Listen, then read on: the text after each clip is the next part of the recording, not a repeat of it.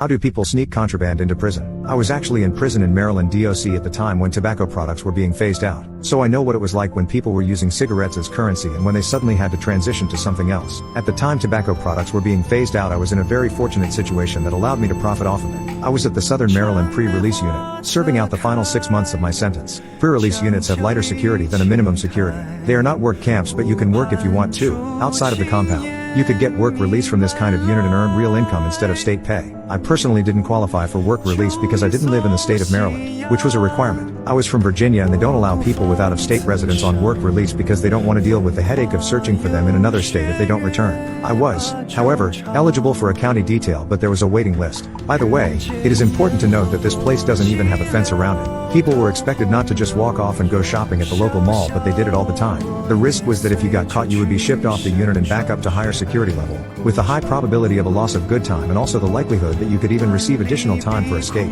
even if they caught you on the way trying to sneak back in. We did have regular counts, but when the guards had a suspicion that someone might have walked off without permission, they would have a non-scheduled count right then and check that count against the logs if you were authorized to be out. They could identify pretty quickly if someone was missing and who exactly it was. Once they had that information, they wouldn't go on lockdown. Instead, they would just allow everyone to continue on as normal in hopes that if the person wanted to sneak back and they wouldn't think anything was suspicious that suggested their absence was discovered. I even saw guys that came back in with clothing they had picked up from the mall to sell to other prisoners like a city vending cart, and the guys that slept beside them tell them the guards know that they were gone because they missed a count. Every time the guy hearing this would think that they were joking, but then next thing you know the guards come in and tell the guy to pack up. He's being shipped out. So getting back to the story, while waiting for my name to come up in a county detail, I choose to work on the road crew to get out of the unit during the week. I was one of those guys you see walking down the highway being followed by a prison van picking up trash on the side of the road. We'd take lunch breaks in local parks. As long as the guard could see us, we could freely mingle with the public. There was only one guard assigned to watch 6 of us on that crew.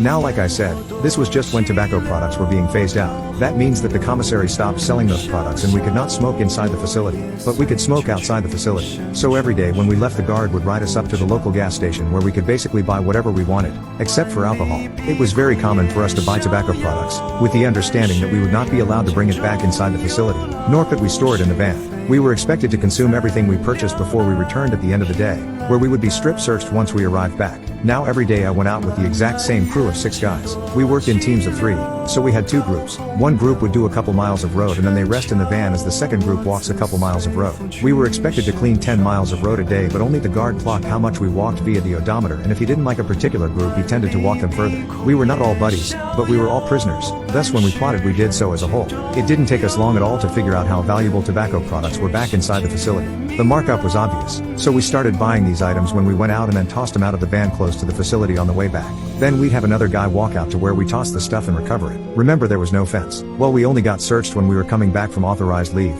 Unless the guards thought there was reasonable evidence to shake down our housing area, we weren't otherwise searched. So as long as the guards didn't see you smoking directly, assuming nobody was snitching, there was no reason to have an elaborate hiding place outside of not leaving your tobacco products out in plain view. We lived in a dorm environment there, so nobody would have left that stuff out anyway. So it really wasn't as hard as you might think. Just don't smoke in front of the guards when you're inside the facility. The smell of smoke alone was not enough to suggest a search because everybody smoked when they were outside the facility, so of course we smelled like smoke.